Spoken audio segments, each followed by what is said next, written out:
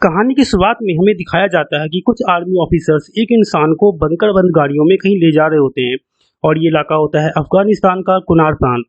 ये army officer बेहद सुरक्षा के साथ इस आदमी को कहीं ले जाते हैं।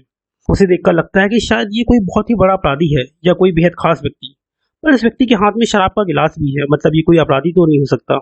और ये आदमी जब आर्मी वालों से बात करता है तो लगता है जैसे कोई बेहद ही अमीर और घमंडी आदमी है। तब एक सैनिक उस आदमी के साथ फोटो लेना चाहता है, पर तभी वहां एक विस्फोट होता है और सभी जवान अलर्ट हो जाते हैं और उस रईस आदमी को गाड़ी के अंदर ही रहने को कहते हैं। वहां उन पर एक जोरदार हमला होता है और जब वो आदमी गाड़ी से उतरकर अपने आप को बचाना चाहता है तभी उसके पास एक बम आकर गिरता है जिस पर लिखा होता है स्टार्क इंडस्ट्री।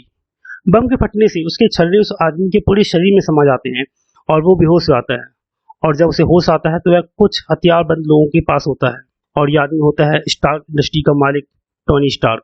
अब फिल्म यहाँ फ्लैशबैक में दिखाई जाती है कि कैसे टोनी स्टार्क ने अपने पिता हॉवर्ड स्टार्क की विरासत को बहुत ही कम उम्र में न केवल संभाला बल्कि स्टार्क इंडस्ट्रीज को एक नया मुकाम दिया और इसलिए इस प्रोग्राम में टोनी स्टार्क को सम्मानित किया जाना है। और सच में वो एक बेहद ही होशियार और जीनियस व्यक्ति होता है, पर जब ट्रॉफी देने के लिए उसे बुलाया जाता है तब वह वहाँ नहीं आता क्योंकि रईस पिता का बेटा लड़कियों के साथ पार्टी का एंजॉय कर रहा होता है और वो ट्रॉफी उसके पिता के दोस्त लेते हैं। स्टार्क इंडस्ट्री एक हथियार बनाने वाली अमेरिका की सबसे बड़ी कंपनी है और टोनी स्टार्क इस कंपनी का इकलौता वारिस। टोनी की लाइफ स्टाइल बहुत ही लग्जरी है। अगले सीन में हमें दिखाया जाता है कि टोनी स्टार्क अपनी बहुत ही एडवांस मशीनों के साथ कुछ कर रहे होते हैं। दरअसल वे खुद अपनी कार को रिपेयर कर रहे होते हैं। टोनी स्टार्क का अपना खुद का प्राइवेट जेट भी है जिससे वे कहीं जा रहे हैं। जेट के अंदर भी पार्टी कर रहे होते हैं। दरअसल टोनी स्टार्क अपनी हथियारों की डील के सिलसिले में अफगानिस्तान आते हैं जहां वे वहां के बड़े बड़े रक्षा अधिकारियों और बड़ी बड़ी कंपनियों से मिलते हैं और अपनी कंपनी के बनाए गए बेहतरीन हथियारों को दिखाते हैं। अब वो सीन आता है जहां से फिल्म की शुरुआत हुई थी। टोनी स्टार्क को होश आता है जहां वह एक दूसरे आदमी के साथ कहीं कैद है और उसकी हालत बहुत ही ज्यादा बुरी है। वो दूसरा आदमी टोनी को बताता है कि उसने टोनी के शरीर से काफी छर्रे निकाल दिए हैं, पर फिर भी बहुत से शरीर के अंदर ही हैं। और वो आदमी टोनी के सीने में एक यंत्र लगाता है जिसे इलेक्ट्रोमैग्नेट कहते हैं और ये यंत्र छर्रों के टुकड़ों को टोनी के सीने तक पहुंचने से रोकता है। तभी वहां अफगानिस्तान के हथियारबंद लोग आ जाते हैं। टोनी ये देखकर हैरान हो जाता है कि उसके हाथ में जो हथियार हैं वो उसी की कंपनी के हैं। उनमें से उन लोगों का लीडर टोनी को वेलकम करता है और उसे मौत का सौदागर भी कहता है। दरअसल ये लोग एक तरह से आतंकवादी होते हैं और ये भी जानते हैं कि टोनी एक बहुत ही जीनियस व्यक्ति है, इसलिए वे चाहते हैं कि टोनी उनके लिए मिसाइल बनाए और इसलिए उन्होंने टोनी को किडनैप भी किया होता है। पर टोनी उनके लिए मिसाइल बनाने से साफ मना कर देता है, जिस पर भी उसे टॉर्चर करते हैं और बाहर लाकर दिखाते हैं कि यहाँ जितने भी हथियार हैं सब स्टार्क इंडस्ट्रीज के ही हैं। उन आतंकवादियों का लीडर टोनी से कहता है कि अगर वो मिसाइल बनाने में उसकी हेल्प करेगा तो वो उसे और उसके दोस्त को यहाँ से जिंदा छोड़ देंगे, पर टोनी जानता है कि वो झूठ बोल रहे हैं। टोनी उन्हें सिर्फ दिखाने के लिए हाँ कर देता है। वहां मिसाइल बनाने की तैयारी शुरू हो जाती है और वो दूसरा आदमी भी टोनी की मदद करता है। वे लोग कैमरे की मदद से टोनी और उसके साथी पर नजर रखते हैं और उस दूसरे आदमी का नाम होता है यंगसन। और अब वे दोस्त बन चुके हैं और साथ मिलकर काम करते हैं। और वहां टोनी एक आर्क रिएक्टर बना लेता है जो टोनी को जिंदा रखने का काम करेगा। और टोनी यंगसन को एक डिजाइन दिखाता है जो मिसाइल का तो बिल्कुल नहीं होता। वो एक आयरन सूट बना रहा होता है। जल्दी उन आतंकवादियों को शक हो जाता है कि अंदर कुछ और ही चल रहा है और वो सब वहां पहुंच जाते हैं और उन आतंकवादियों में से एक यंगसन के मुंह में गर्म लोहा डालने वाला होता है। पर टोनी कहता है कि ये मिसाइल का काम जानता है और मुझे इसकी जरूरत है। इस पर वो आदमी सिर्फ एक दिन का समय देता है और यंगसन और टोनी एक दिन में ही आयरन सूट तैयार कर लेते हैं। पर आतंकवादियों को उन पर शक हो जाता है और वे उस पर हमला कर देते हैं। सूट पूरी तरह तैयार होने में भी कुछ समय और लगता है, इसलिए यंगसन अकेले उन आतंकियों को रोकने चला जाता है ताकि टोनी को तैयार होने में कुछ समय और मिल जाए। टोनी अपना आयरन सूट पहनकर आता है और आतंकवादियों को मारने लगता है। सूट के कारण वह आम आदमी से ज्यादा ताकतवर हो जाता है। वो अपने दोस्त यंगसन को भी साथ ले जाना चाहता है पर वो मर जाता है। टोनी को बचाने के लिए उसने अपनी जान की कुर्बानी दे दी है। टोनी गुफा से बाहर आता है और सूट की मदद से सब आतंकवादियों और हथियारों को जलाकर खत्म कर देता है। वो वहां से उड़कर जाता है पर कुछ ही दूर जाकर गिर जाता है। उसके आयरन सूट के पूरे पार्ट्स टुकड़ों में बढ़ जाते हैं। वो किसी तरह से जिंदा बचकर अपने घर लौट आता है। अमेरिकन फोर्स उसे ढूंढकर घर ले आती है और इस घटना के बाद टोनी की जिंदगी और उसकी सोच पूरी तरह बदल जाती है। टोनी एक प्रेस कॉन्फ्रेंस रखता है और वहां वह अनाउंस करता है कि स्टार्क इंडस्ट्री अब हथियार बनाने वाली इकाइयों को बंद कर देगी, क्योंकि वह समझ चुका होता है कि उसके हथियार दुनिया को नुकसान पहुंचा रहे हैं। अब वो मानता है कि हथियार सिर्फ विनाश ही करते हैं, चाहे वे अपना हो या दूसरों का। ये सब सुनकर सब हैरान हो जाते हैं और उसके पिता के दोस्त जो हॉवर्ड स्टार्क के बाद बिजनेस को संभालते थे वो टोनी को समझाते हैं कि उसे ऐसा नहीं करना चाहिए। पर टोनी हथियार बनाने से साफ मना कर देता है और कहता है कि हमें आर्क रिएक्टर पर प्रयोग फिर से शुरू करना चाहिए और उसकी ऊर्जा का उपयोग अच्छे कामों में करना चाहिए। दरअसल टोनी के फादर और उनके फैन ने पहले भी आर्क रिएक्टर पर काम किया होता है, पर वो बहुत महंगा और साइज में काफी बड़ा था।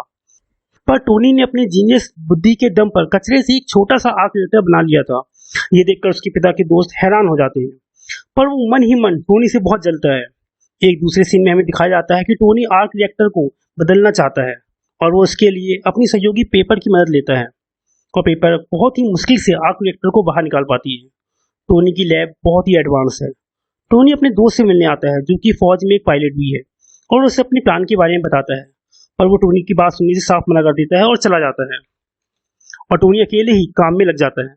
टोनी के पास एक बहुत ही ज़्यादा एडवांस एआई सिस्टम है जिसे टोनी जार्विस नाम देता है। जार्विस टोनी से बातें करता है और हर वो काम जो टोनी करना चाहता है जार्विस चुटकियों में ही कर देता है। दरअसल टोनी एक आयरन सूट बनाना चाहता है और उस प्रोजेक्ट का नाम देता है मार्क 2। अगले सीन में हमें दिखाया जाता है कि कुछ आतंकवादी जो बच गए थे वो टोनी के बनाए गए आयरन सूट को ढूंढ लेते हैं और उसे इकट्ठा करते हैं और उसके पिता के दोस्त टोनी को बताते हैं कि बोर्ड ऑफ मेंबर्स टोनी को कंपनी के चेयरमैन के पद से हटाना चाहते हैं, क्योंकि टोनी की प्रेस कॉन्फ्रेंस के बाद जिसमें वो कहता है कि हथियार बनाना अब बंद कर देगा, इसके बाद कंपनी के शेयर बहुत ही तेजी से नीचे गिरने लगते हैं। पर टोनी इसकी चिंता नहीं करता और अपने प्रोजेक्ट पर काम चालू रखता है, पर वो किसी को भी इसके बारे में नहीं बताना चाहता और इस तरह टोनी अपना एक बेहद ही एडवांस आयरन सूट बना लेता है और निकल पड़ता है अपनी पहली उड़ान पर। वो पूरे शहर का चक्कर लगाने के बाद ऊपर चांद तक जाना चाहता है, पर अधिक ऊंचाई पर जाने पर सूट के ऊपर बर्फ जमने लगती है जिससे सूट काम करना बंद कर देता है और टोनी नीचे गिरने लगता है, पर वो अपने आप को संभाल लेता है। वहीं दूसरे सीन में आतंकवादी पहले वाले आयरन सूट के हर पार्ट्स को इकट्ठा कर लेते हैं। टोनी कंपनी के एक प्रोग्राम में जाता है जहां उसे बुलाया नहीं जाता। वहां उसकी मुलाकात एजेंट गोल्सन से होती है। गोल्सन टोनी से बात करना चाहता है, पर टोनी उसकी बात पर ध्यान नहीं देता। टोनी पेपर के साथ डांस करता है, वो एक दूसरे को किस करते हैं। कुछ देर बाद एक रिपोर्टर वहां आती है और वह टोनी से कहती है कि एक शहर है गुलमेरा जहां अभी भी स्टार्क इंडस्ट्री हथियार बेच रही है और वो हथियार तबाही मचा रहे हैं। ये सुनकर टोनी को बहुत गुस्सा आता है, क्योंकि उसका सोचना था कि हमने हथियार बनाने बंद कर दिए हैं, पर कुछ लोग अभी भी चोरी से हथियारों को गलत हाथों में दे रहे होते हैं और टोनी अपने पार्टनर से बात करना चाहता है। यहाँ टोनी सब समझ जाता है कि उसके पिता के दोस्त ने ही उसे धोखा दिया था और हथियारों को आतंकवादियों को बेच रहा होता है। टोनी ये सब देखकर बहुत गुस्सा होता है और अपना आयरन सूट पहनकर निकल पड़ता है गुलमेरा की ओर। पूरा इलाका आतंकवादियों की गिरफ्त में आ चुका होता है। वो लोग आम लोगों को वहां से भगाने लगते हैं, वो औरतों और बच्चों को भी मारते हैं और तभी वहां टोनी आ जाता है और भी सभी आम लोगों को बचा लेता है। वहां टोनी पर हमला होता है, पर वो अपने आयरन सूट की मदद से वहां के पूरे हथियारों को नष्ट कर देता है। दूसरी तरफ सभी सुरक्षा एजेंसियां परेशान होती हैं कि आखिर ये सब किसने किया। टोनी का दोस्त रोडी टोनी को फोन करता है और उसकी मदद मांगता है, पर टोनी उसे नहीं बताता कि ये सब उसने ही किया है।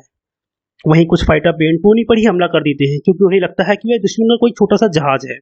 अब टोनी रोडी को बता देता है कि सूट के अंदर टोनी ही है और इसी सुनकर रोडी बहुत हैरान हो जाता है। एक फाइटर प्लेन में विस्फोट हो जाता है जिसके कारण उसका पायलट नीचे गिरने लगता है, पर उसका पैराशूट नहीं खुलता, पर टोनी उसे बचा लेता है। वहीं उसके बाद हमें दिखाया जाता है कि टोनी अपने घर पहुंच चुका है, जहां पेपर टोनी को आयरन सूट में देकर चौंक जाती है। और वहीं दूसरे सीन में हमें दिखाया जाता है कि टोनी के पार्टनर और उसके पिता के दोस्त आतंकवादियों के लीडर से मिलते हैं। दरअसल टोनी को किडनैप कराने के पीछे भी इन्हीं का हाथ रहता है। वो टोनी को मारकर पूरी स्टार्क इंडस्ट्रीज का अकेला मालिक बनना चाहता था। वहीं दूसरी ओर टोनी पेपर को एक पेन ड्राइव देता है और कहता है कि वो उसके ऑफिस जाकर पूरी जानकारी लाए कि हथियार कहाँ कहाँ और किससे किससे बेचे गए हैं। दरअसल टोनी हथियारों को बनाने और बेचने का काम पूरी तरह बंद करना चाहता है, क्योंकि वो पूरी तरह बदल चुका होता है और अब वो सिर्फ लोगों की मदद करना चाहता है।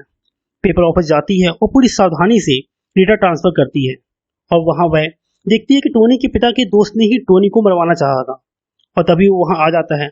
उसे देखकर पेपर बहुत बुरी तरह से घबरा जाती है, पर पेपर किसी तरह से डेटा ट्रांसफर कर लेती है। पर टोनी के पिता के दोस्त जिसका नाम स्टेन है उसे पेपर पर शक हो जाता है।